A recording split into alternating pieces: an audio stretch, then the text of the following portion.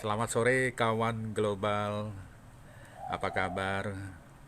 Saya berbahagia sekali bisa menemani Anda kembali dalam acara yang luar biasa, Inspirasi Sore bersama Blesti. Inspirasi sore kali ini akan tetap berbicara tentang kemajuan-kemajuan yang berhubungan dengan teknologi, kemajuan-kemajuan yang berhubungan dengan sistem, kemajuan yang berhubungan dengan apapun yang patut dan pantas untuk kita ikuti. Ya, hari ini kita masih di halaman antah berantah di tempatnya Pak Tata Prabu. Oh ya, ini mic-nya tolong dipegang, Pak. Oh, Ya, ya. iya.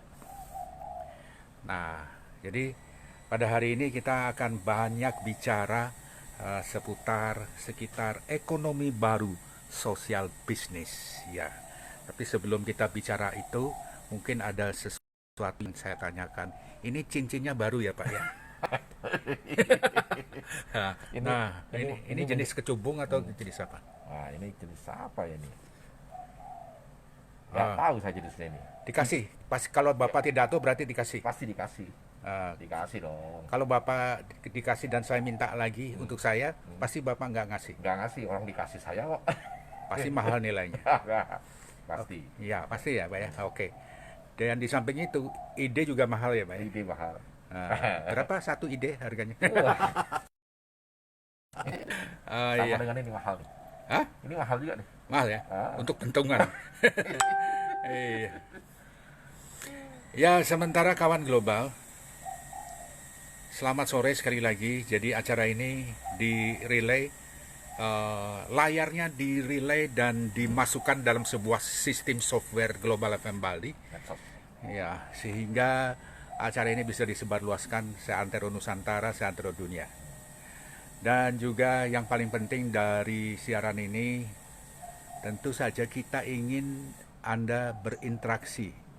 Karena narasumber ini supaya bisa bekerja dengan baik dalam hal kinerja harus ditanya. Kalau nggak ditanya seneng narasumbernya. Iya, sekarang saya nanya yang ringan-ringan ya, Pak ya. Iya. Tapi Bapak harus menjawab dengan apa sesuatu yang membuat orang lain bahagia. Iya.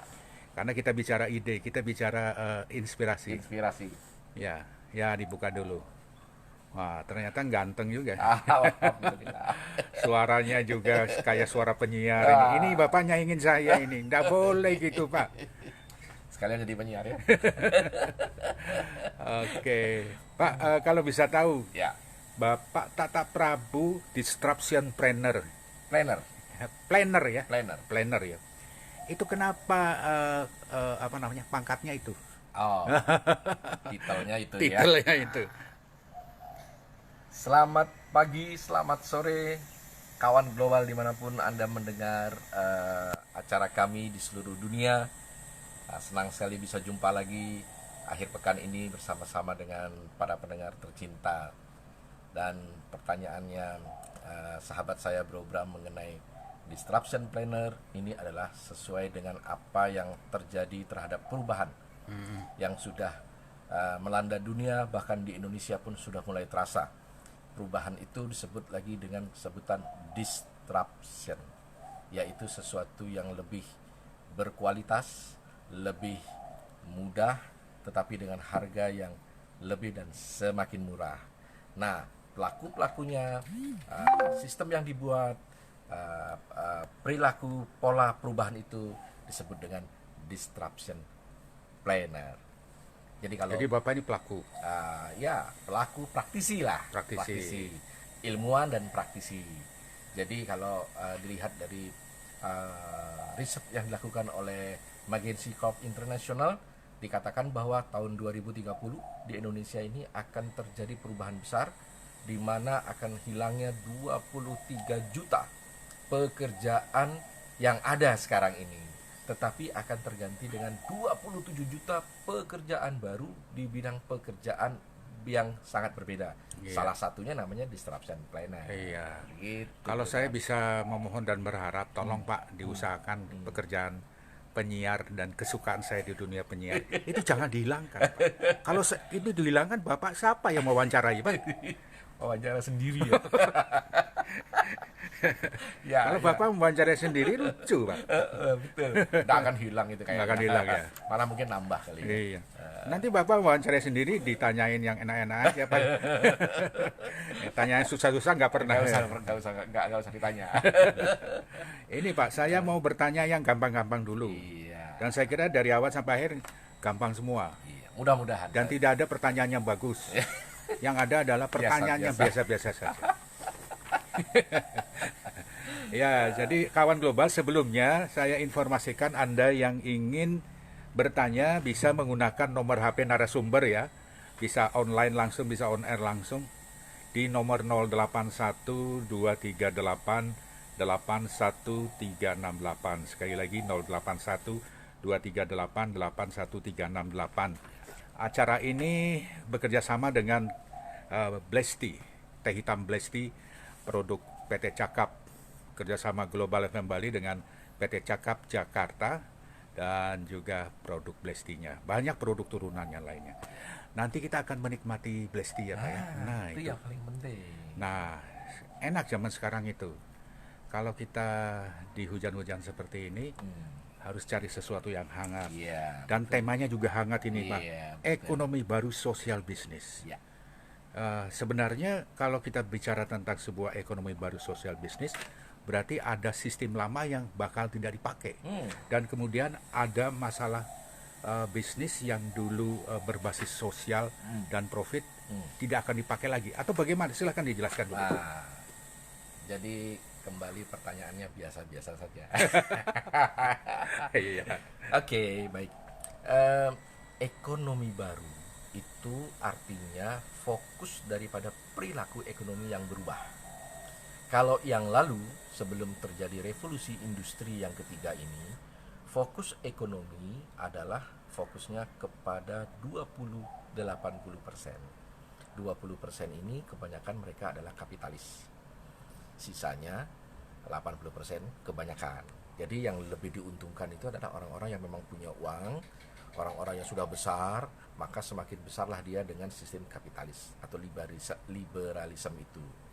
Tetapi dengan sekarang ini adanya perubahan revolusi industri yang ketiga ini, fokus perilaku dunia ini sudah berubah kepada 80-20%. Artinya 80%-nya ini kepada yang kebanyakan, lalu yang 20%-nya baru yang kapitalis. Jadi terbalik Pak perlakuannya. Ini menarik. Gitu. Nah, kemudian hubungannya dengan, bisa dipertegas Pak, hubungannya dengan sosial bisnis. Itu dia. Ada hubungannya dengan fokus perilaku tadi, yang 20 ke 80. Kalau dulu orang melakukan kegiatan ekonomi ini pasti fokusnya profit. Dan untuk keinginan diri sendiri. Iya, pokoknya untuk keuntungannya dia, kepentingan kelompoknya, kepentingan negaranya, kepentingan daerah dan sebagainya. Dan tidak ada hubungannya kepentingan masyarakat secara luas. Secara langsung.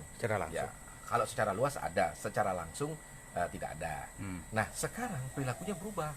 Jadi fokusnya bukan ke profit, pada social oriented. Artinya kegiatan ekonomi itu harus dirasakan manfaatnya secara langsung kepada masyarakat luas. Itu dia sekarang eranya. Gitu, Iya. Era ya, kalau kita bicara era itu, saya jadi ingat pandeminya Bang. Era sekarang pandemi itu disebut era ya. Iya. Saya pikir yang namanya era itu nggak ada hubungannya dengan penyakit. Sekarang era teknologi. Era teknologi. Ya kan? Era milenial. Milenial. Ini era kok pandemi. Dan nggak enak kedengarannya Pak ya. Tapi walaupun nggak enak, kita akan tanya. Ini pertanyaannya biasa-biasa dan sangat ringan Pak. Ringan. Ya. Di era pandemi itu UMKM katanya yang paling bertahan. Tapi ada yang bilang tidak bertahan dan sekarang lagi posisinya UMKM yang apa dulu kan gitu. Ada catatannya gitu ya. Pakai note ya. Terus Bapak setuju dengan pendapat bahwa di era pandemi UMKM yang paling bertahan. Setuju atau tidak? Kalau ditanya setuju atau tidak itu jawabannya dua. Iya. Ada ya dan ada yang tidak. Oh gitu. Nah, kenapa saya bilang ada ya dan ada yang tidak? Iya, nyatanya memang saat ini UMKM yang tetap ada bertahan, Mm-mm. tetapi UMKM yang baru, Mm-mm. UMKM yang lama ada yang sudah gulung tikar, ada yang sudah hilang, ada yang sudah tidak berbentuk lagi. UMKM yang baru bermunculan, tiba-tiba orang menjadi seorang entrepreneur dengan berjualan, dia kan dengan mobil Fortunernya di pinggir jalan, jualnya tisu, jualnya masker. Mobil Fortuner yang dijual tisu. Iya, Mobil Fortuner yang dijual telur. iya, betul. Itu pemandangan yang kita lihat sehari-hari. Nah, tapi kalau dilihat dari data yang ada, UMKM atau startup ya, Indonesia ini ngomong-ngomong menjadi negara kelima terbesar dunia yang pertumbuhannya luar biasa, mengalahkan daripada negara-negara yang lain. Jadi yang pertama Amerika, yang kedua itu India, nah, yang ketiga Kanada, nah, yang keempat Malaysia, yang kelima ini kita Indonesia. Ada 2000-an startup baru bermunculan. Gitu. Ya, sebelum kita lanjut, sebenarnya apa sih yang enak dari bisnis UMKM ketimbang bisnis katakanlah non UKM? Non UKM itu yang gede-gede ya Pak ya? Atau Iya. istilah Bapak tuh apa? Ya, usaha mikro, kecil dan menengah ini kebanyakan kan bisa dilakukan oleh siapa saja. Siapa saja. Ya kan modalnya pun tidak banyak, pegawainya pun tidak banyak, ya kan. Bahkan dia ngipas-ngipasin sendiri, Iya, apalagi dia ngerjain sendiri, dia iya, memasarkan sendiri, iya, iya. Apalagi sekarang dengan modelnya startup. startup. Iya, startup itu kan bentuk bisnis baru yang menggunakan teknologi, aplikasi lah. Ya, Ya, kan nggak perlu orang. Ya, contohnya kalau kita lihat sekarang ini ada yang namanya sayur box. sayur box ya. Jualan sayur kan, Ya. jualan sayur dengan menggunakan sistem online dari petani, kemudian masukkan aplikasi, kemudian sudah bisa sampai langsung ke konsumen. Itu contoh. Ya kan, ada lagi yang macam-macam seperti kalau kita mau bepergian atau kita mau berbelanja online sekarang sudah mudah dengan model-model sistem online. Itu kan sesuatu yang sifatnya UMKM dan ini lagi berjamur. Tapi kalau dilihat daripada prosentase, UMKM justru pada eranya yang dikatakan oleh Bro Bram tadi itu pandemi, justru lebih terpuruk daripada ketika krisis ekonomi tahun 97. Karena apa? Karena sekarang ini kan krisisnya global. UMKM ini yang paling banyak menggunakan tenaga kerja, paling banyak menggunakan dana perputaran, itu kami keterhambatan. Kira-kira efek langsung dari UMKM yang terpuruk ini akan berimbas pada institusi apa yang berpengaruh? Pertama tentu kepada PDB, karena daya beli masyarakat kan menjadi berkurang. Kemudian yang kedua tenaga kerjanya banyak yang dirumahkan, ya kan. Tenaga kerja yang sebagian besar itu dihasilkan oleh UMKM, akhirnya banyak yang tidak memiliki daya beli. Demikian juga pendapatan secara nasional, karena 80% pendapatan daripada PDB atau APDN itu kan dari UMKM yang paling banyak. Gitu bro. Ya. Oke bro. Sekarang saya bertanya yang gampang lagi. Yang biasa-biasa saja. Siapkah Anda menerima pertanyaan gampang? Ya. Aduh. Jadi begini Pak. Sekarang ini kan potensi peluang yang harus dimanfaatkan. Kata orang sih selalu mengatakan di kondisi apapun selalu ada hikmah di baliknya. Iya. Kemudian di balik semua musibah pasti ada hikmah positif diambil. Betul. Apakah ini hanya untuk menghibur atau kenyataannya benar, Pak? Sangat benar. Sangat benar. Absolut lagi. Absolut. Absolut. Benar ya? Ya. Oke, kalau begitu apa yang didapat secara absolut keuntungan UMKM yang dikatakan paling terpuruk ini? Pertama, dengan adanya revolusi industri teknologi yang ketiga yang berbasis kepada internet dan bahan bakunya adalah data, UMKM memiliki peluang untuk memasarkan produknya ke seluruh dunia tak terbatas. Nah, contohnya tadi tuh yang namanya sayur box. Jadi petani, nelayan sudah berubah menjadi sebuah industri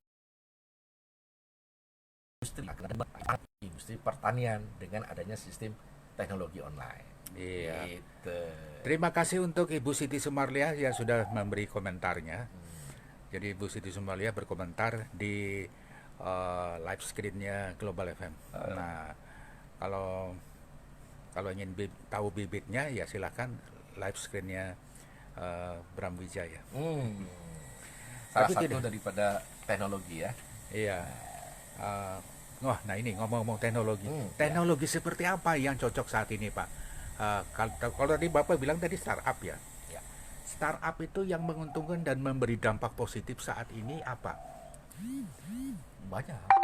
Salah satunya adalah siapa yang pernah menyangka sekarang sayur-sayuran yang harganya jatuh karena daya beli masyarakat itu berkurang, sekarang bisa terlampaui dengan adanya aplikasi sayur box.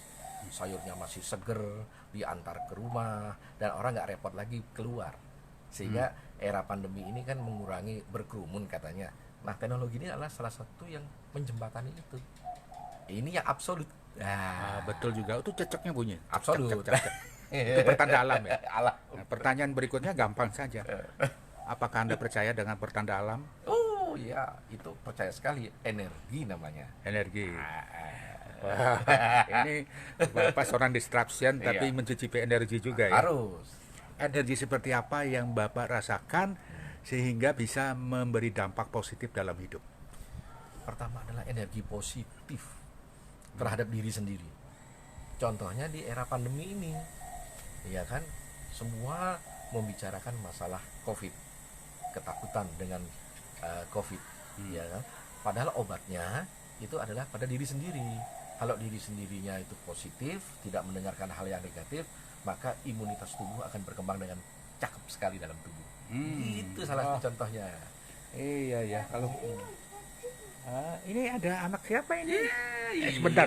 Kok lari? Kok lari? Jangan lari. Kok lari? Ini anaknya tetangga atau? Lari ngapain? Sini sayang. Ini anak milenial ya? Anak milenial. Ayo Aduh. TikTok biasanya kalau anak milenial. Duduk di sini. Duduk di sini. Coba joget TikTok gimana?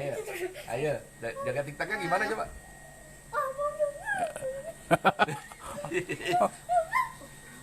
Ayo. Ya, Aduh. emang pura-pura. Nah.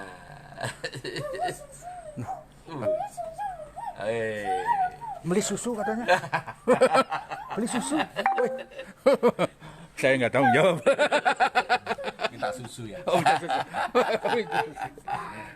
Tapi ngomong-ngomong ini kan baru gelasnya saja ya. Nah, Lesti, sebentar lagi kita minum ya. nanti sebentar lagi ada cara untuk bagaimana menyeduh teh. Yang benar.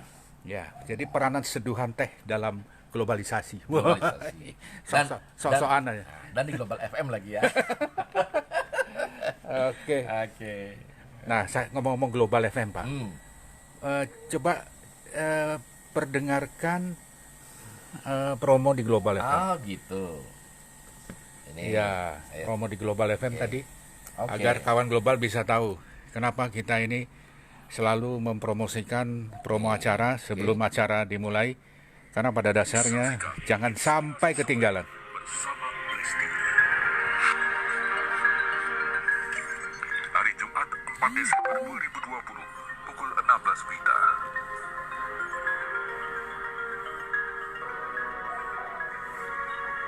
Dengan tema ekonomi baru sosial bisnis. Wah, suaranya cakep tuh.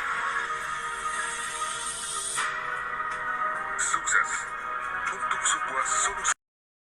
Oke, ada kata sukses. Jadi gini Pak, kalimat yang saya suka adalah sukses untuk sebuah solusi baru. Nah, apakah untuk sebuah kesuksesan kita harus menemukan solusi? Iya. Nah, di era-era pandemi ini, solusinya apa? Momentumnya apa? Yang dimanfaatkan apa? Dan yang direvolusi apa? Ya, monggo. Kalau yang ini pertanyaannya bagus. Nggak usah dibagus-bagusin. Artinya tidak biasa-biasa saja. Tumben saya menemukan narasumber yang unik ini. Kalau saya bilang pertanyaannya bagus terus pewawancaranya ger. Oh, nggak usah siaran, Pak. Ya, monggo. Nah, momentum pada saat ini kan yang penting adalah sehat ya. Sehat. Sehat, mudah, murah, efektif, ada di mana-mana, tapi juga memberikan keberlimpahan. Jadi yang tren sekarang adalah makanan, minuman sehat. Itu yang dicari. Seperti Iya. hari ini contohnya ntar kita ngeteh. Nah, itu salah satu solusi bagaimana yang namanya hidup sehat, nggak usah pusing-pusing sebenarnya. Hmm. Karena warisan budaya leluhur kita sudah diberitahukan bagaimana melindungi daripada imunitas tubuh, dan itu ada di sekitar kita dan kita tahu, yaitu teh. Cuman sayangnya kita nggak punya budaya bagaimana minum teh yang benar, baik dan menyehatkan. Oh, Gitu. iya, iya, iya, iya. Jadi memang pada dasarnya banyak hal-hal yang kita selama ini adalah abaikan, Ya. bahwa penghasil teh yang terbaik di dunia seperti Indonesia, ternyata budaya minum tehnya tidak ada atau sedikit atau apa? Tidak dikenal. Tidak dikenal ya. Iya. Justru yang tidak punya kebun teh seperti Jepang atau kebun tehnya sedikit Iya. tapi punya budaya. Taiwan contohnya. Ya. Nah, itu punya budaya minum teh yang benar. Oh, Inggris contohnya lagi. Sore-sore begini mereka mengenal dengan namanya tea break. Tea break, Nah, tea break. tea time. Tea time. Kalau kita apa? Coffee break. Ah. Kalau hari ini kita ngopi. Ya. Nah, ngobrol pintar. Ngobrol. Oke, Bersama jadi Besti. mindset yang harus dirubah dari diri kita secara personal. Tapi maaf ya kawan global, pembicaraan kita ini jangan dianggap pembicaraan yang wayah, pembicaraan yang serius dan sebagainya. Kita mencoba agar kawan global ini berusaha untuk bertanya, baik lewat komen maupun lewat HP narasumber yang sudah kami sediakan ini, agar segala sesuatunya terjalin sebuah komunikasi yang mantap. Iya. Nah, kemudian yang paling penting juga bagaimana secara personal kita ingin dirubah cara kita berpikir, mindsetnya yang harus dirubah dalam sistem kerja sebagai pelaku UMKM pun pelaku yang sedang mencari jati diri untuk sebuah bisnis. Gimana Pak? Mindset yang harus dirubah itu apa? Yang pertama, kita mesti punya mindset yang terbuka dengan perubahan. Kalau kita tidak punya mindset yang terbuka, menutup diri, maka kita akan kehilangan momentum. Karena yang namanya sukses itu ada rumusnya. Momentum kali masa kali kecepatan. Nah, di zaman perubahan revolusi industri yang ketiga ini adalah namanya revolusi industri internet. Bahan bakunya adalah data time. Jadi yang diperlukan dalam kesuksesan pada era ini bukan modalnya seberapa besar, bukan kepintaran intelijensinya berapa tinggi, tapi berapa cepat dia tanggap terhadap perubahan yang terjadi. Kemudian segera dia mengambil sebuah keputusan untuk bisa mengambil momentumnya terhadap perubahan yang terjadi. Begitu, Pak. Ya, jadi itu mindset secara pribadi. Secara pribadi, personal, dan juga secara umum, Mas. Secara umum. Kalau secara institusi UMKM, Nah, UMKM ini yang paling penting di balik hikmah yang ada, ya. Jadi UMKM itu dia harus merubah mindsetnya dulu. Apa yang harus dirubah mindsetnya? Pertama, jangan terus menjadi UMKM. Dia harus punya visioner bahwa UMKM ini menjadi go publish, menjadi besar. Artinya nggak jadi UMKM terus dong. ada tetangga lagi bersin-bersin. Kurang minum Blesti. Kira-kira beliau pakai masker nggak? Ya, nggak apa-apa. Jarak kita sudah 1 meter, Pak. Ya. Dan saya, oke, jadi begini, Pak. Jadi UMKM itu Harus berubah mindset. berubah mindset. Ya. Yang dikerjakan itu UMKM itu supaya go public publish. itu apa? Nah ini, jadi UMKM yang bisa go publish itu dia harus berpikir dua. Dia harus menjadi sebuah kualitas holding. Jadi berubah. Jadi tidak saja UMKM tapi dia harus menjadi holding. Jadi permainannya ini dia harus mengikuti tren new financing yang sudah melanda dunia seperti tsunami.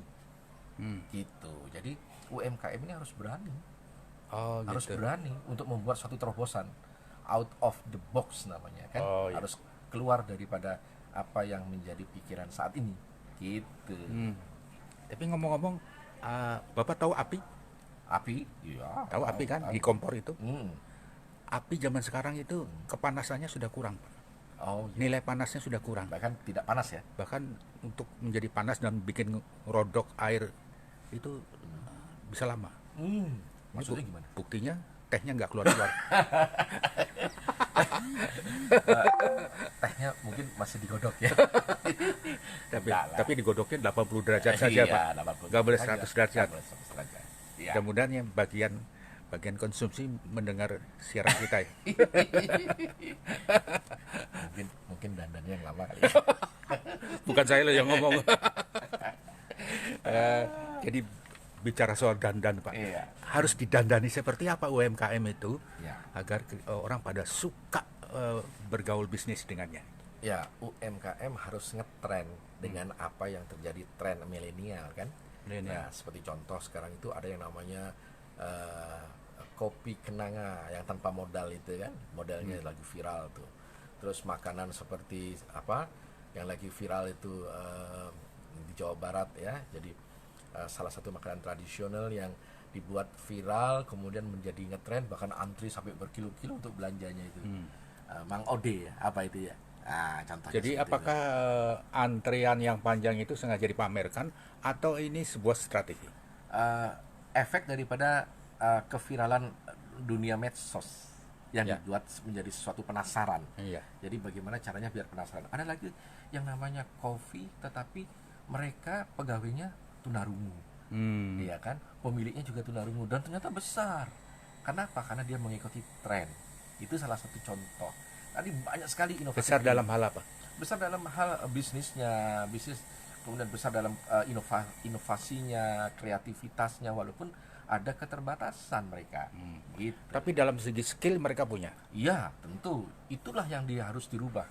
Jadi bagaimana UMKM ini person-personnya dia harus menjadi sesuatu yang punya nilai tinggi, namanya future skill. Itu dia. Apa yang dimaksud dengan future skill ini, Pak? Ya, future skill itu adalah kemampuan untuk beradaptasi terhadap perubahan yang terjadi. Nah, kalau orang sudah memiliki future skill, nah dia akan mudah bisa mengambil momentumnya dalam setiap perubahan yang terjadi. Gitu. Oh begitu ya. Nah kemudian hubungannya dengan SDM ini sendiri, secara ideal harus dikerjakan seperti apa SDM ini dalam pembinaannya, mungkin dalam hal perubahan mindset dan sebagainya.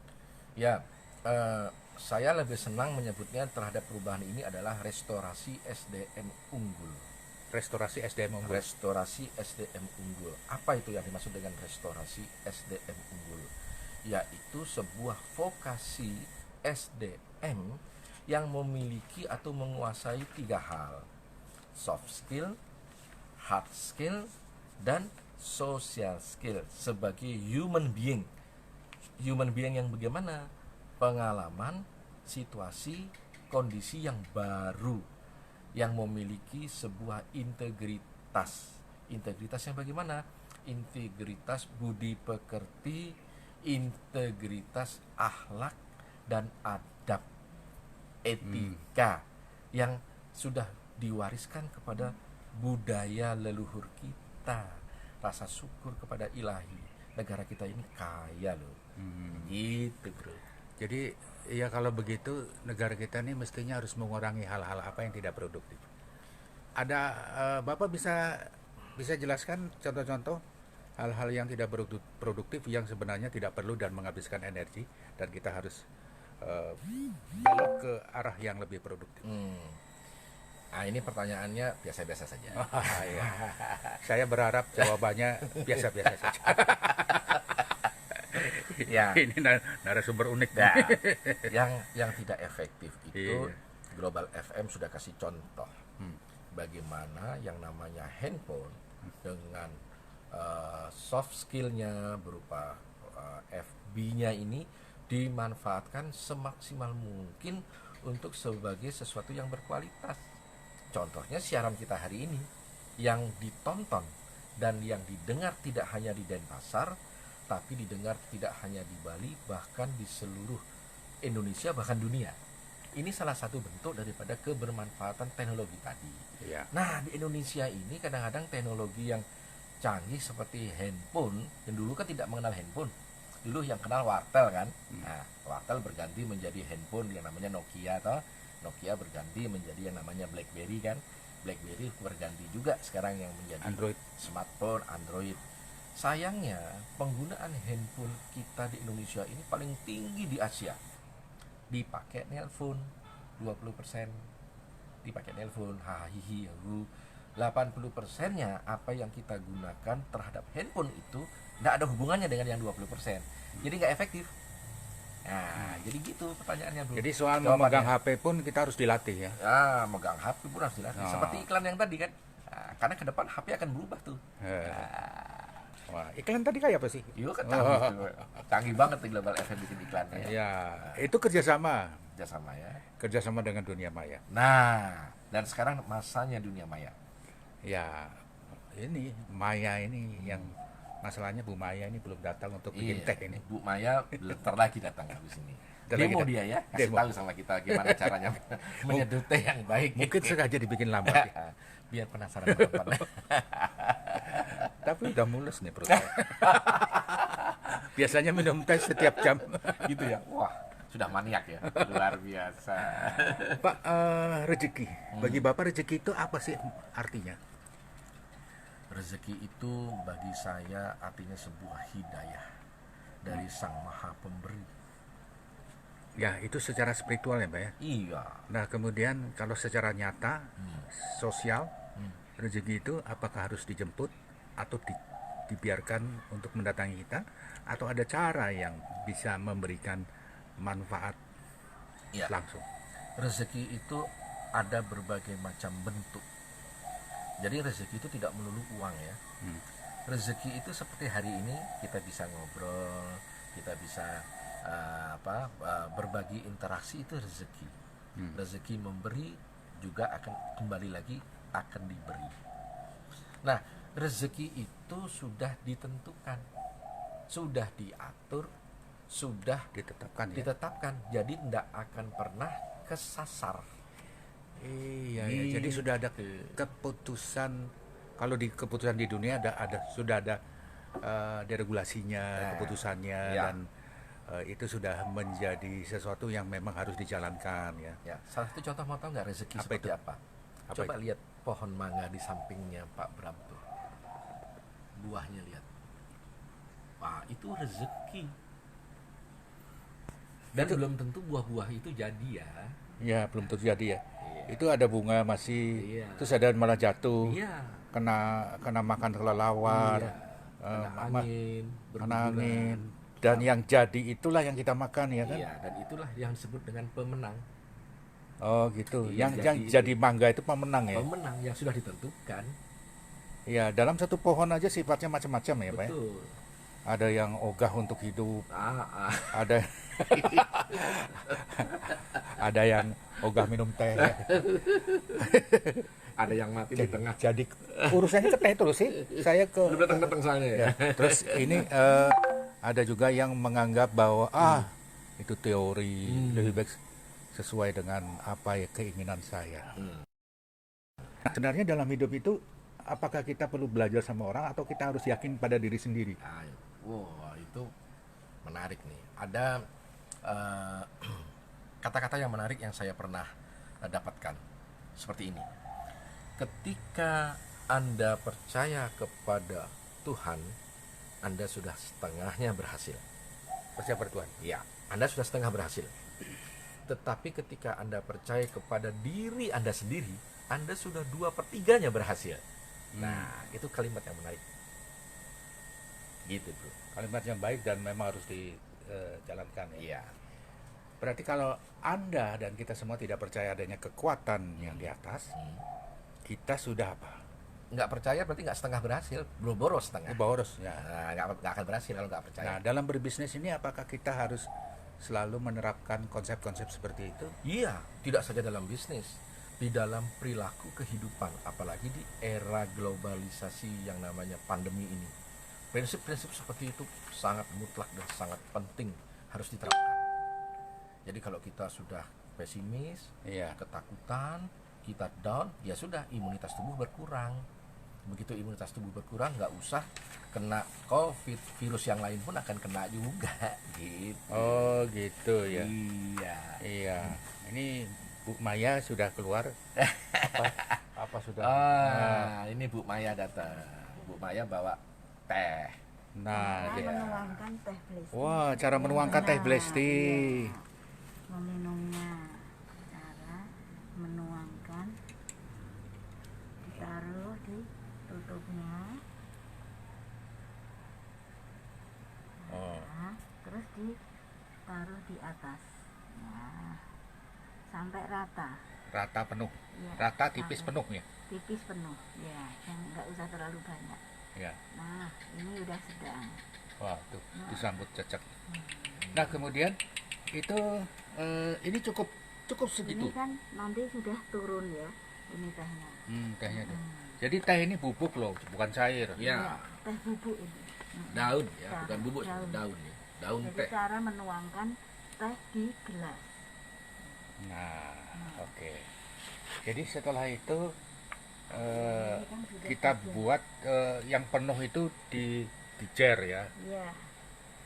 Ini kalau sehari-hari di rumah. Kalau ini pas lagi acara kita. Kalau banyak orang dimasukin sini bisa Iya. untuk 100 orang ya. Gelasnya cukup segini. Kalau saya ini nggak cukup gelas segini. Nanti Pak Bram yang besar ya Wah, minumnya. ya. jangan. Ya. Bagi dua Pak Bram sama yang Pak besar. Tata. Pak Berani porsinya segini. Jangan- Oh, ini kalau Pak sebenarnya Bram, nanti saya ambilin sendoknya dulu Dia nanti diaduk, diaduk. lihat. Dia oh akan ya turun, dia turun ini ya. Dan lihat ini cuman sebegini ya penuh. Jadi ini tidak banyak-banyak. Tidak banyak-banyak ya. Ya. Inilah yang selama ini jadi omongan besar di Bali yang bermula dari Global FM Bali, memperlihatkan bagaimana Teh Blesti ini mampu memberi dampak yang luar biasa bagi ekonomi UMKM.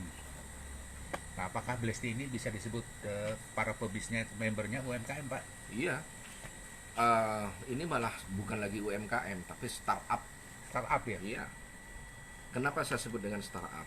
Karena selain dia memberikan hal yang mudah, meriah, dan murah, mereka yang ingin terlibat di dalam industrinya sudah bisa merasakan manfaatnya tanpa harus punya modal besar, tanpa harus punya kebunnya, tanpa harus punya pabriknya, tanpa harus Punya punya karyawan. karyawannya, dan tanpa harus memikirkan marketingnya karena sudah disiapkan semua sama perusahaan ini. PT Cakap. Jadi kita tinggal menjalankan saja. Kita tinggal menjalankannya dengan cara apa? Minum dulu diri sendiri karena ini penting buat diri iya. sendiri, berbagi. Berbagi. Nah, jadi menjual tapi tidak berjualan. Itu yang disebut dengan care and share. Menjual tapi tidak berjualan ya. Nah, social orientation itu dia. Oke, sekarang saya belajar ngaduk. Nah, Belajar ngaduk. Ini Kenapa ngaduknya tidak pakai yang besi, besi? Nah, itu ngaduknya pakai yang plastik. Kayak gini ya? Ngaduk ya, lah, diaduk Ah. sebentar aja. itu yang jentik paling kanan harus kayak ini ya? Iya. Harus kayak gini atau harus ditutup gini? Harus begini. Oh, harus gini kayak gini. Harus begini. Tapi ini tangan saya kok jempol semua ya. Oke, Oke, diaduk. Diaduk sebentar kayak gini. aja. Ah, kayak gini. Nah, diaduk dulu, Mas. Iya. Ke kiri Pak Sarah Jarum Jang. Kemana aja bisa ya. Iya, tapi searah jarum jam lebih bagus. Nah, Sarah dibalik lagi. Tapi ini bikin kacau ini. Woi, pusarannya sampai ke bawah. iya. Dah cukup. Dan jangan takut dengan ampasnya. Ampasnya ini bisa dilek. Bisa diminum karena dia Bisa mengandung- ditelan. Dia mengandung fiber. Jadi sama dengan kita makan sayur. Dan ini manfaatnya untuk kesehatan nggak usah ditanya lagi. Oh ya. Jadi kalau kawan global ingin tahu manfaat Blesti, itu searching aja di Google manfaat Blesti kata kuncinya ya, dan kemudian apabila ingin lebih mendalam lagi kata kunci testimoni Blesti, itu bisa keluar banyak sekali informasi tentang testimoni Blesti.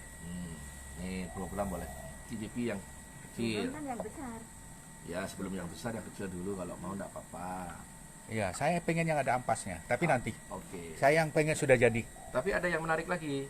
Apanya? Kalau pendengar dan penonton ingin mendapatkan Blesti, Iya. nggak usah jauh-jauh, bisa pesan ke kami. Di Ya. Denpasar sudah ada sekarang. Nomor HP-nya adalah 081 238 81368. Iya. Siapa yang punya nomor HP itu? Ya ini seseorang yang luar biasa, Iya. narasumber Selamat minum narasumber teh yang hangat. unik, Nah, narasumber yang tidak pernah marah, narasumber yang kalau menjawab itu selalu mengeluarkan ini pertanyaannya kurang baik, pertanyaannya biasa-biasa. Iya, tapi saya bahagia punya narasumber seperti Pak Tata Prabu. Jadi walaupun unik, ilmunya itu ngelontor terus. Terus Ya apalagi kalau narasumber satu-satunya di dunia yang kalau wawancara didampingi istri. Ini istrinya, ibunya anak-anak. Tapi terlepas dari itu semua, hanya di rumah didampingi istri. Tapi kalau di luaran diucul. saya dengar tuh kemarin ada siaran di Global. Ya, Tidak ada Superman. nggak ada semua. Nah, saya setuju. Memang tidak ada Superman. Yang ada Supergirl. Iya, tapi saya minum dulu ya. Boleh. Mohon maaf, jadi ketika saya minum, saya arahkan kameranya ke atas dulu. Saya itu kalau minum, wajah saya jelek loh. Karena saking menikmati itu, kernyat-kernyit ke alisnya. Dan minumnya harus dalam keadaan hangat loh ya. Iya, iya. Tidak boleh dingin. Dan yang paling menarik para pendengar, kawan global, minum teh yang benar itu adalah sekali dituangkan, tidak untuk diulang lagi. Jadi Cukup begitu sekali. habis, ini bisa dibuang ke tanaman. Seperti ini contohnya nih. Tuh, subur sekali kan? Bu, itu tanaman apa, Bu? Kayak Apa namanya segede ini? gajah kupingnya. lidah gajah. Lidah gajah? Iya. Lidah buaya. Bukan lidah buaya. Bukan. Lidah gajah. Lidah buaya kan itu. Lidah gajah. gajah itu. Nih, coba. Dengan dikasih teh saja kayak begini suburnya. Kalau di tubuh manusia apalagi? Itu dia kasih teh juga, Bu ya? Iya, ampasnya ini. Ampasnya. Setelah kita minum, ampasnya kasih air biasa untuk nyiram. Nah, kalau ampasnya ini diraup ke muka sebagai masker, Bisa. maskeran ya. Kayak Butia tuh. Untuk Sering. masker. Bisa untuk masker. Jadi Butia sehari-hari maskeran terus ya. Maskeran pakai Dilepas ampasnya dong. Blesti. Dilepas ini. Enggak apa-apa. Enggak apa-apa. Kan harus Yang penting lihat alisnya, ngikutin dia. dahi, sudah. Nah, kalau Pak Tata sendiri, Protokol kesehatan.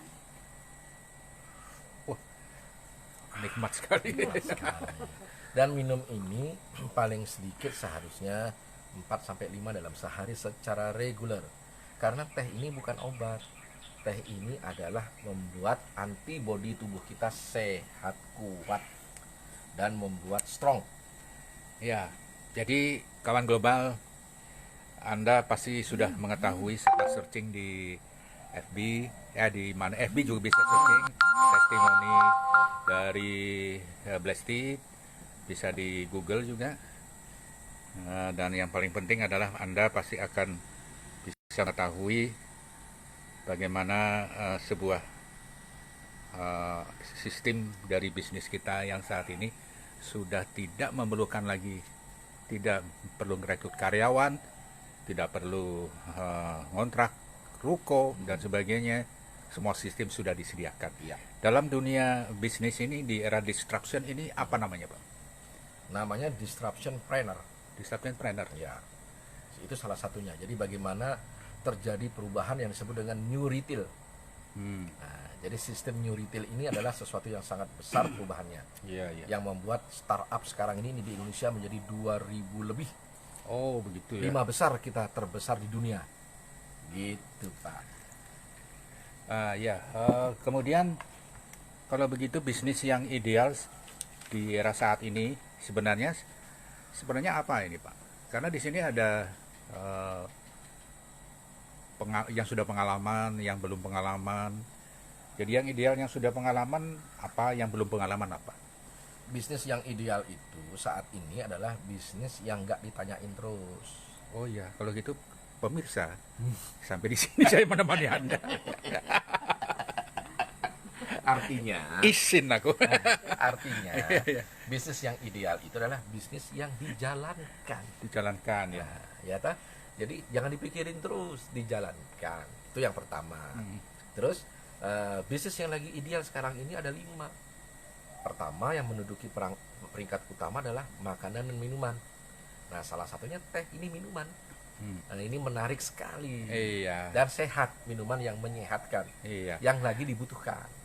Saya ingin menghubungi kawan kita di Radio Global ya.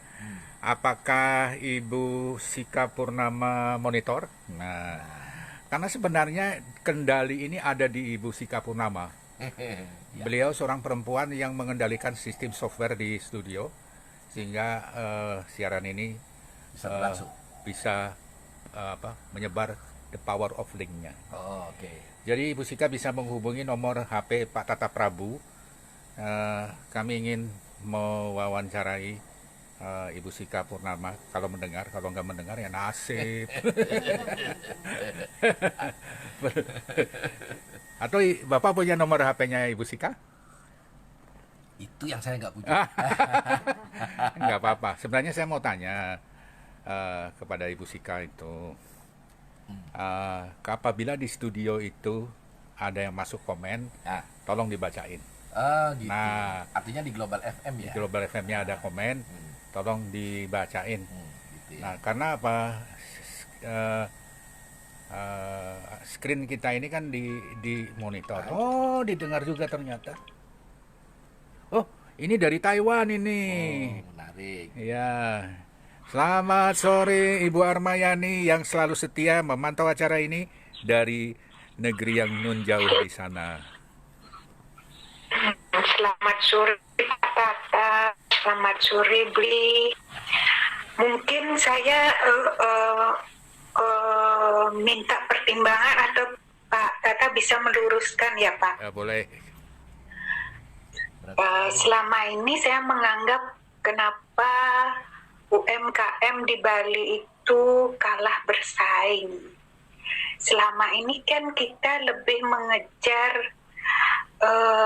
kuantitas dibanding kualitas. Saya rasa tidak semua, tidak hanya UMKM ya Pak. Semua lini kayaknya, pariwisata juga. Pariwisata kita kan sekarang murah gitu. Murah itu dalam artian mungkin mereka mengejar kuota ya, dibandingkan kualitas mereka yang datang. Mungkin seperti itu Pak, bisa diluruskan. Selamat sore. Ibu Arma bisa tanya sebentar? Halo? Nggih. Nah, Ya. kalau kita bicara UMKM, idealnya seperti apa sih menurut Ibu sebagai masyarakat biasa? Iya, idealnya dia harus mementingkan itu, mementingkan kualitas. Oh, Karena ya. saya lihat selama ini ya, apa yang masuk ke negeri tempat saya tinggal sekarang itu kalah saing gitu. Karena kita mementingkan, yang penting kita dapat order banyak, udah deh, cobek mau apa, mau itu terserah, seperti itu. Oke. Seperti contohnya dulu ya Pak, Manggis datang ke sini, kemudian setelah sampai sini, kita kalah saing gitu, dalam artian mutunya atau kualitasnya kalah dengan produk. Sekarang Thailand yang boleh dikatakan itu bukan daerah Manggis, sekarang mereka bisa buat itu. Manggis bisa ada dari daerah situ. Terima kasih. Baik, terima kasih. Selamat sore Ibu Arma. Yang tadi barusan nelpon dan kemudian urung karena tabrakan dengan WA-nya Ibu Arma. Monggo masuk lagi. Karena ini juga terbuka untuk siapapun di mana saja, baik itu di luar negeri, Indonesia maupun di Bali sendiri. Dan Ibu Sika, apakah monitor juga? Apabila memang monitor, tolong dibacakan komentarnya. Karena tangan saya ini cuma satu, masalah satu megang HP, satu megang RAM, satu megang Blasti. Siguk jadinya. Tahu siguk, Pak? Apa itu sibuk? Siguk itu ya sibuk, but Sibuk double ya. iya, oke. Bisa dijawab pertanyaan Ibu Arma, Pak? Mudah-mudahan sharing ini berkenan buat Ibu Arma di Taiwan. Memang UKM itu kendalanya ada 3 ya, tidak saja di Bali tapi Indonesia pada umumnya. Pertama adalah dari sisi modal kerja, kedua dari sisi bahan baku, yang ketiga dari sisi pasar. Jadi UKM ini sibuk mikirin 3 hal itu. Nah kadang-kadang karena sibuknya mikirkan 3 hal tadi, yang penting sekarang dapatkan selling. Nah, kualitasnya bisa-bisa menjadi nomor sekian. Nah, tetapi saat ini tidak bisa begitu. Kenapa? Karena dengan adanya global ekonomi ini, kita akan tidak bisa masuk ke suatu pasar apabila kualitasnya tidak memenuhi standar. Bahkan bisa masuk industri yang lain dari negara lain gitu. Ya. Oke, selamat sore. Dengan siapa ini? Selamat sore kawan global dengan Ibu Siti Sumarlia. Oh, Ibu Siti. Nggih, Ibu. Dari Serang. Ya, dari Serang, Banten, nggih. Monggo. Monggo Ibu Siti Sumarlia. Jadi jangan dimonitor suara.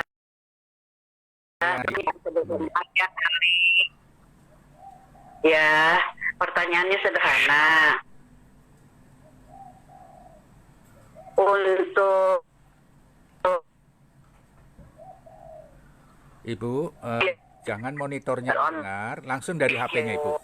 Ya. produk sendiri atau produk jadi, apakah mereka udah bisa dikategorikan sudah melaksanakan entrepreneur disruption? Wah, enak suara Ya, Pak. suara Pak Tata. Ya Pak, emang Jadi Ibu Siti, itu yang streaming jangan didengar, dikecilin volumenya. Yang didengar adalah HP WA. enggak. Ini nggak bicara terus. Ya, itu pertanyaan Pak. Bisa. Oh ya, itu saja pertanyaannya ya Bu ya. Pertanyaannya sudah bisa ditangkap? Ya. Oke, terima kasih. Oke. Ya, terima kasih Ibu Siti. Kalau Ibu Arma lebih rapi ya. Pada jauh ya. Monitornya dimatiin. Iya. Harus dimatiin, itu tipsnya. Oh gitu. Ya. Ya, monggo diperjelas. Yang Ibu Arma belum selesai. Ibu Arma belum selesai. Ya, jadi saya selesaikan dulu ya. Ya. Jadi memang di saat terjadi perubahan revolusi industri internet ini, kualitas merupakan sebuah standar yang harus diperhatikan oleh UMKM. Makanya tadi saya menjelaskan UMKM jangan hanya berpikir saat ini atau bertahan pada saat ini saja, tapi bagaimana untuk bisa dia go publish dengan cara holding. Nah, ini kerjasama holding. Kalau zamannya Pak Harto dulu ada yang namanya Bapak.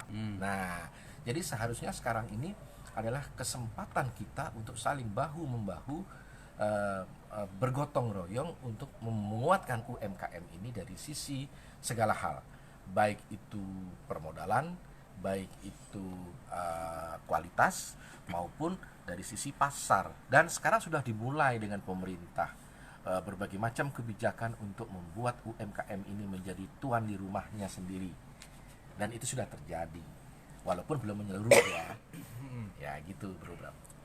Nah, sekarang ada istilah kalau masyarakat itu yang bergerak di UMKM selalu ada yang nelpon. Ibu Siti lagi. Monggo Ibu Siti, gimana?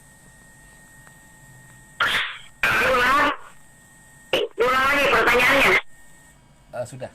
Sudah. Ya, Ibu, sudah dimengerti katanya. Terima kasih. Oh, sudah dimengerti ya. Oke, Iya, terima kasih.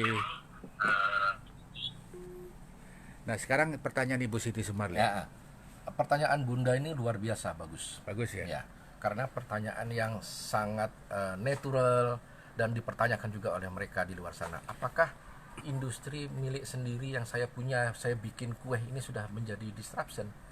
Bisa menjadi disruption kalau sikap atau perlakuannya menjadi sesuatu yang berbeda.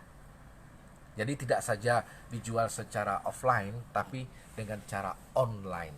Dan sebentar lagi sistem yang saya sebut tadi dengan new retail ini akan masuk di Indonesia dari India, namanya Rabel Food. Artinya kebermanfaatan masyarakat luas dengan menggunakan dapur-dapur mereka itu menjadi sebuah usaha yang disebut dengan disruption, bekerja sama dengan industri besar. Itu dia. Oke, kami tunggu lagi penelpon ke berikutnya. Silakan kawan global bisa menghubungi 081238 81368. Nah, kemudian bisnis yang ideal di era ini, bisnis yang dijalankan itu tadi sudah dibilang jangan dipikirkan terus tapi dijalankan, kan itu. Oh, ada lagi. Ibu Siti lagi. Oke. Ibu Siti kesenangan. Bahagia sudah disebut sebagai disruption. Ibu silakan Ibu. Ulangi lagi pertanyaannya. Halo Bu. Sudah bagus pertanyaannya Bu, sudah. Sudah dijelaskan tadi, dengar Bu. Iya. Baik, terima kasih. Iya. Terima kasih sudah dijawab tadi, nggih. Nah, jadi bisnis yang ideal sudah dijelaskan juga, dan kemudian ada istilah bahwa yang namanya UMKM itu atau mereka yang baru memulai selalu pikirannya adalah bagaimana mendapatkan modal. Nah, untuk mendapatkan modal dengan konsep sistem seperti apa yang bisa memudahkan di era sekarang ini? Ya. UMKM yang ada sekarang ini kan terpuruk karena penyertaan modal ya. Karena kalau penyertaan modalnya itu menggunakan sistem bank, tentu UMKM banyak mendapatkan halangan.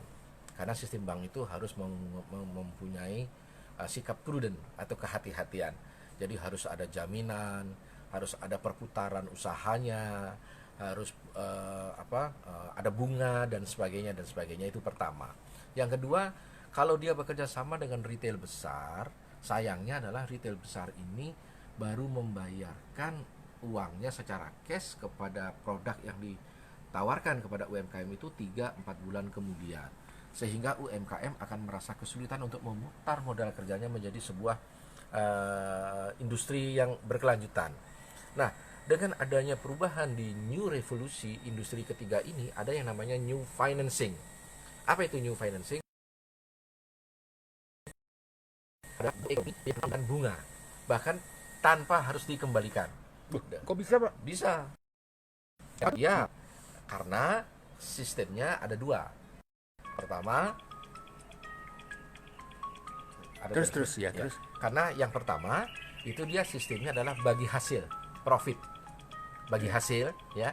Yang kedua sistemnya adalah holding, gitu. Jadi ada dua konsep ini yang sudah dilakukan sejak tahun 2006, bahkan dimulainya di Bangladesh. Namanya Profesor Muhammad Yunus dengan mikroekonominya. Oh, begitu. Iya.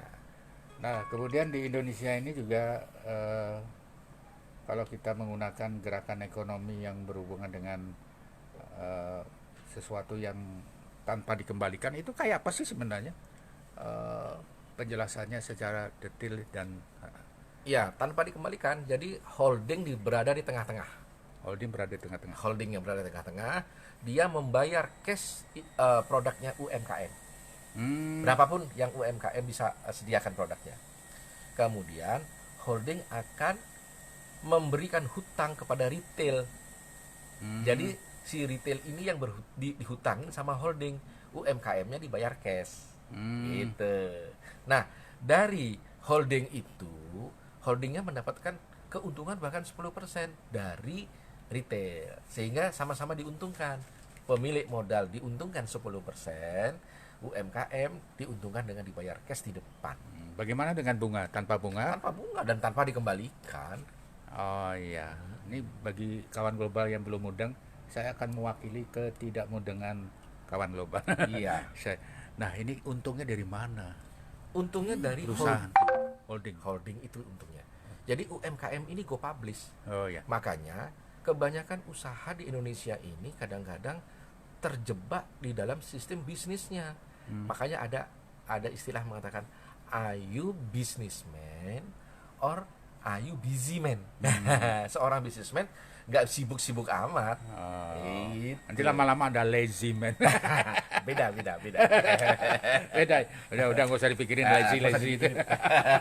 Minum dulu. Minum dulu. Ya. Blessy hangat. Mumpung masih hangat ya. Jadi yang tanpa bunga ini akan menjadi sesuatu yang model proses peminjaman dan juga pergerakan ekonomi di masa mendatang ya. Dia akan mendisrupt. Dia akan mendisrupt sistem keuangan yang berlaku selama ini. Yang ada di mana? Yang ada di dunia. Yang ada di dunia. Tidak hanya di Indonesia. Bukan hanya bank saja. Tidak hanya bank saja, tapi yang bersifat menggunakan pinjaman dengan bunga. Kira-kira pemerintah suka nggak dengan sistem ini, Pak? Loh, suka dong. Suka ya? Suka dong. Karena dia tidak mengganggu APBD loh. Tidak mengganggu APBN. Dan tidak mengganggu pebisnis keuangan lain atau bagaimana? Tidak. Jadi ini business to business. Bahkan mereka yang terbiasa dengan bisnis financing akan diuntungkan 10 kali lipat. Kenapa? Karena holding. Jadi paper saham. Oh iya, gitu oke. dia. Kemudian berarti sudah anti riba ya? Boleh dibilang anti riba. Anti riba berarti tanpa bunga. Jadi memang tanpa bunga itu benar-benar sesuatu yang asik ya Pak. Dan itu yang dicari. Itu yang dicari saat Setiap ini. orang. Nah, kemudian bagaimana dengan di Indonesia tentang gerakan ekonomi baru yang juga sudah mulai muncul tanda-tandanya itu dimulai dari sebuah developer properti ya.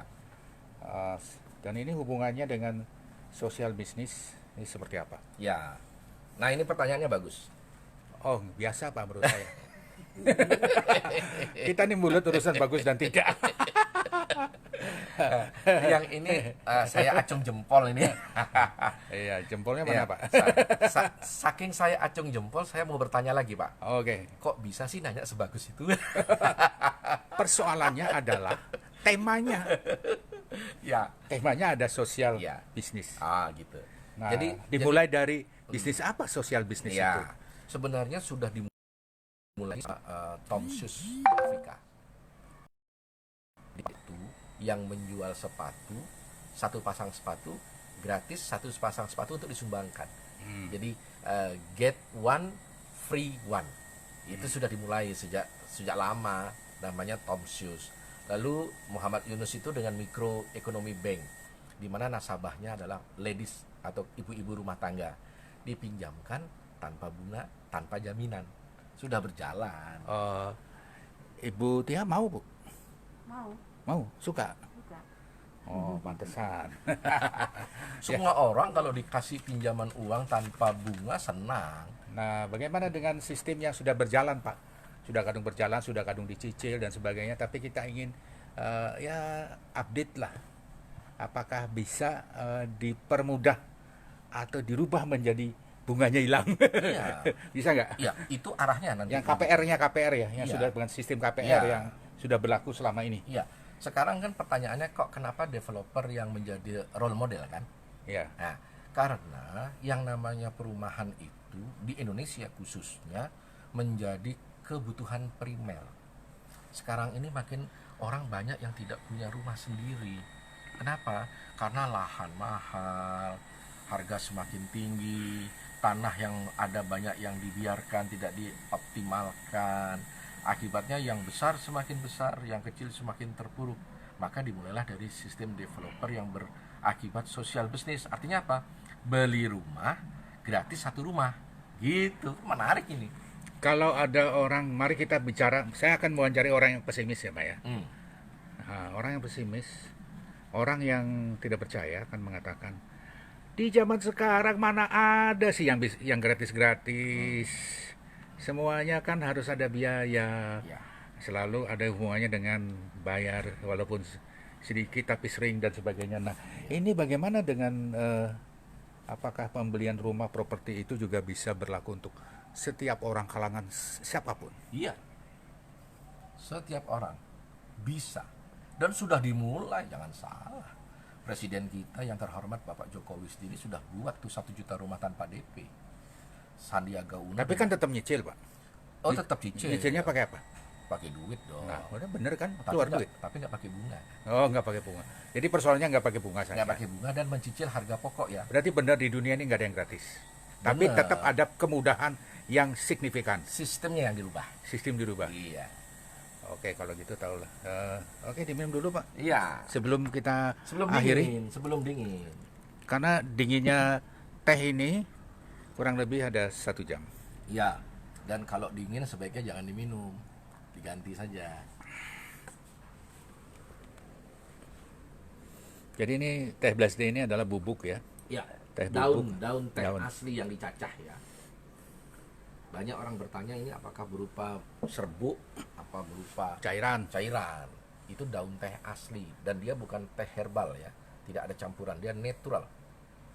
Itu yang menarik. Asli, back to original movement, kembali ke asal. Gitu. Kembali ke alam ya, Pak ya. Kembali ke alam. Oke. Ya, Pak, sebelum kita akhiri ada sebuah closing statement yang perlu disampaikan oleh Pak Tata selaku disruption planner. Apa ciri-cirinya bahwa produk yang kita jalani dan tekuni itu sudah menjadi disruption planner sehingga perlu dikembangkan. Nah, pertanyaan berikutnya, apakah Pak Tata Prabu bersiap-siap apabila diserbu penelpon untuk bertanya tentang masalah ini? Oh, dengan senang hati. Dengan senang hati. Dengan Oke, senang dijawab hati. dulu yang itu, Ya. Pak. Jadi yang dimaksud produk itu memiliki nilai disruption apabila dia menggunakan aplikasi yang tidak biasa. Contohnya seperti yang tadi saya sebutkan di atas, yaitu sayur box. Nah, jadi dengan menjual sayur yang praktis langsung ke rumah-rumah, menjual makanan tidak melalui restoran, tapi langsung melalui dapur-dapur masyarakat yang sudah terkaji menjadi mitra. Dan di India ini besar sekali pengaruhnya, besar sekali jaringannya. Dan sebentar lagi di Indonesia akan cepat atau lambat seperti itu. Dan ngomong-ngomong soal startup di Indonesia ini sudah mulai banyak. Bahkan kita menjadi negara 5 terbesar di dunia. Lahirnya startup ada 2000-an. Oke. Baiklah, sekarang secara umum bagaimana dengan Pulau Bali ini? Apakah ada sebuah solusi ketika pariwisata sudah tidak menjanjikan apa-apa, masih menunggu dan menunggu? Solusi apa yang ditawarkan untuk sebuah ekonomi yang tetap berjalan dan bergulir, Pak Tata? Gimana? Ada hikmah di balik setiap peristiwa. Ya, Selama ini kita terlalu diinabobukan dengan hasil 75% tersier, yaitu pariwisata. 25% primer dan sekunder ini adalah pertanian. Nah, seharusnya ini berimbanglah antara pariwisata dengan pertanian. Kenapa? Karena di Bali ini memang tidak banyak bahan alamnya, bahan bakunya yang ada di Bali, tapi Bali ini kaya akan budayanya yang sangat mahal di mata dunia. Jadi saya setuju dengan ibu tercinta dari Taiwan ya, ya. yang beliau mengatakan bahwa pariwisata di Bali itu bukan mass tourism, bukan pariwisata yang murahan, tapi harus yang mass tourism. Jadi pariwisata yang memang berkualitas, berstandar internasional dan yang punya nilai jual yang bagus. Harusnya begitu, ada kombinasi antara mass dan mais. Untuk menjual yang bagus kan saat ini masih sulit. Tapi kalau bagi Bapak apa? Sebenarnya kalau kita berpangku kepada di dalam negeri saja itu sudah cukup dan sudah mulai ada penglihatan. Artinya kita sedot saja pariwisata dalam negeri gitu aja ya. Ya, Wisdom gitu ya. wisdom. Ya, Nah, itu sudah bisa menggerakkan ekonomi Bali. seharusnya sudah bisa. Karena kan Bali ini penduduknya cuma 4 juta, di mana luasnya ada kurang lebih 7.000 km persegi. kalau dibandingkan dengan negara luar itu yang lebih kecil daripada Bali dan tidak punya bahan alam dan bahan budaya ini bisa survival, di Bali harusnya sudah bisa. Oke. Asal kita sama-sama menerapkan optimisme untuk rasa aman berkunjung ke Bali dengan sehat. Rasa aman berkunjung ke Bali dengan sehat, Iya. protokol kesehatan Protokol dan sebagainya. kesehatan dan disiplin, jangan Disiplin. kumpul-kumpul dan sebagainya. Jadi jangan terlalu ninabobokan dengan pikiran negatif soal COVID. Ini harus bersamaan. Jadi kalau kita sehat, protokol kesehatannya bagus, ekonominya pasti menggeliat. Dan Bali ini tetap ada harapan. Kenapa? Karena Bali merupakan destination pariwisata dunia yang tidak tergantikan. Iya, terima kasih Pak Tata Prabu. Yang jelas perbincangan sore hari ini sangat menginspirasi, dan yang paling penting ada satu hal yang saya garis bawahi adalah daripada menunggu wisatawan mancanegara, lebih baik garaplah wisatawan domestik dan memberikan sebuah janji kepada wisatawan domestik bahwa Bali aman, prokesnya dijalankan dengan baik, dan juga jangan lupa mampir untuk minum teh blesti. Itu yang paling penting. Teh blesti sebagai oleh-oleh khas Bali. Yes. Begitu Pak ya? Betul, setuju. Bisa kok. Dan bisa dipesan di kami. Itu dia. Luar biasa. Saya bangga dengan Pak Tata Prabu, karena masih membanggakan hal-hal yang alami, ya, yang memberi manfaat, dan yang paling penting adalah bagaimana agar Pak Tata ini bisa memberikan penyuluhan dan juga pendampingan dan sebagainya. Pak Tata Prabu adalah mantan Direktur Inkubator Bisnis Universitas Warmadewa dan juga pernah menjadi staf khusus di Kadin Bali. Dan terima kasih atas segala perhatian Anda. Saya Bram Wijaya, Global FM Bali. Oh, ini ada Mbak Evi mau tanya. Di sela-sela mau ini. Tapi ini tergantung narasumbernya. Siapa tahu narasumbernya sudah hilang. Ya, jadi kawan global, terima kasih atas segala perhatian Anda. Pak Tata, terima kasih. Sama-sama. Kita akan lanjutkan perbincangan kita mungkin di suatu tempat dalam urusan yang lebih heboh lagi dan lebih bermanfaat. Salam sehat selalu. Dan jangan lupa bahagia. Iya. Dan jangan lupa minum teh blesti. Lesti.